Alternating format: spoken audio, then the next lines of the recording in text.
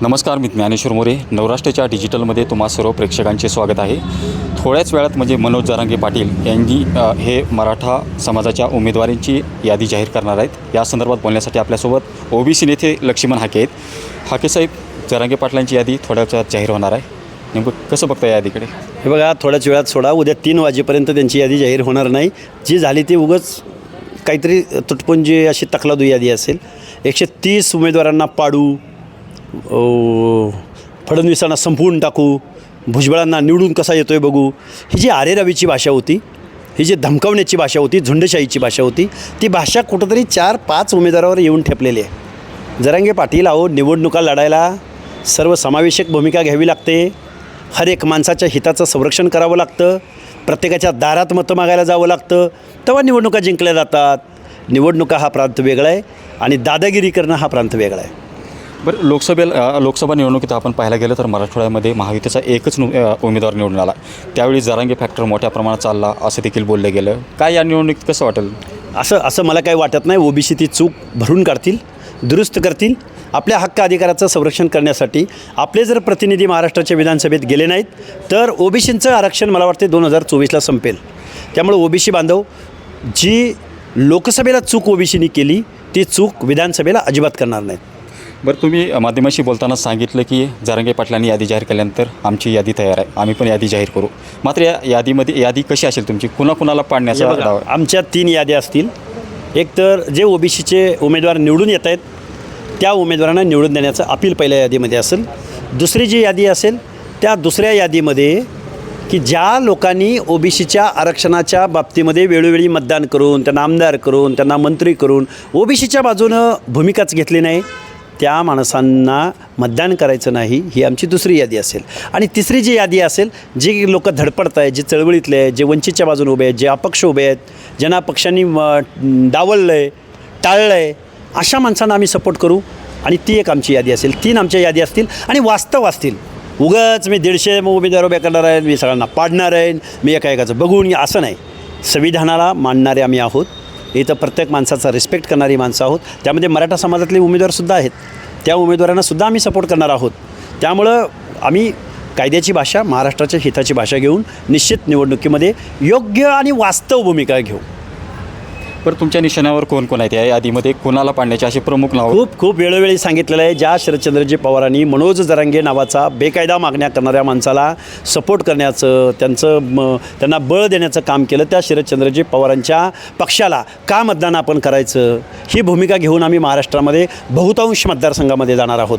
कारण जो माणूस महाराष्ट्राचा अनेक वेळा मुख्यमंत्री राहतो, अनेक वेळा ओबीसींच्या मतदारसंघातनं आपली माणसं निवडून आणतो, ज्या आराराबांना कवटेमंकाळ, तासगाव मतदारसंघातनं निवडून दिलं, त्या कवटेमंकाळमध्ये ओबीसीची संख्या किती, हे शरदचंद्रजी पवारांना भान नसावं? ज्या बारामतीमधून सुप्रियाताई सुळे खासदार होतात, अजितदादा पवार आमदार होतात, ज्या कर्जत जामखेडमध्ये रोहित पवार आमदार होतात, त्या विधानसभा कन्सिस्टन्सीमध्ये, लोकसभेमध्ये किती ओबीसी आहेत? त्यांच्या हिताचं काहीच पडलं नाही या शरद पवारांना. मग का शरद पवारांना आम्ही मतदान करायचं? म्हणून शरद पवारांच्या विरोधामध्ये आम्ही जाहीर भूमिका घेऊ. अशी माणसं आम्हाला नको आहेत. आमच्या हिताची भाषा बोलणारी, संविधानाची भाषा बोलणारी, कायद्याची भाषा बोलणारे लोकप्रतिनिधी आम्हाला महाराष्ट्राच्या विधानसभेमध्ये पाहिजेत. आणि हे आम्ही महाराष्ट्रात येऊ घातलेल्या कालावधीमध्ये समजावून सांगू ओबीसींना. लक्ष्मण हाके म्हणजे देवेंद्र फडणवीसाचा माणूस असा देखील आरोप होते तुमच्यावर. मी देवेंद्र फडणवीसाचा माणूस असेल तर जरांगे कोणाचा माणूस आहे? आणि मी ओबीसीची भूमिका घेतो आहे.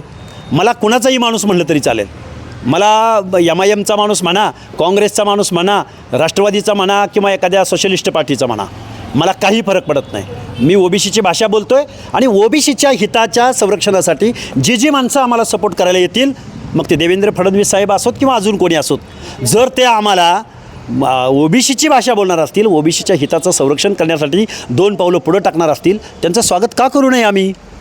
त्यामुळे ह्या गोष्टी जर त्याला अर्थ नाही. वंचित बहुजन आघाडीकडून तुमच्या नावाचे स्टार प्रचारकपदी नियुक्ती केली आहे. मी कुठल्याही पक्षाचा साधा सदस्य नाही. मी सध्या ओबीसीचा आंदोलक आहे. ओबीसीच्या आरक्षणासाठी झटतोय. मी निश्चित बाळासाहेब आंबेडकरांच्या भूमिकेचं स्वागत केलं आणि काही उमेदवारांना आम्ही सपोर्टही केलेला आहे. पण आम्ही ना वंचित आघाडीचे सदस्य आहोत, ना पदाधिकारी आहोत, ना स्टार प्रचारक आहोत. त्यांनी कशी यादी जाहीर केली मला माहिती नाही. पण मी ओबीसीचा आंदोलक आहे आणि ओबीसीचा स्टार प्रचारक आहे. त्यामुळं रोहित पवार, शरद पवार असतील यांच्यावर तुमचा इतका, राजेश टोपे असतील यांच्यावर तुमचा इतका राग काय? राग असण्याचं कारण असं आहे की ज्या पवार घराण्यावरती महाराष्ट्रातल्या ओबीसीनी प्रेम केलं, मी ज्या समाजातून येतो त्या धनगर समाजानं स्वर्गीय शिवाजीराव बापू शेणगेंनी राष्ट्रवादी स्थापन झाल्या सगळ्यात पहिल्यांदा पाठिंबा देण्याचं काम केलं. त्याच शिवाजीराव बापू शेणगेंचा पराभव करण्याचं काम याच शरदचंद्रजी पवारांनी केलं होतं.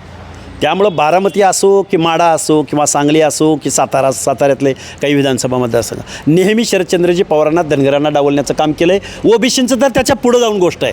बहुसंख्येनं असणाऱ्या पॉकेट असणाऱ्या धनगरांना मातीत गाडण्याचं काम जर शरद पवारांनी केलं असेल तर त्यांचं नेतृत्व आम्ही स्वीकारावं असं वाटतं का?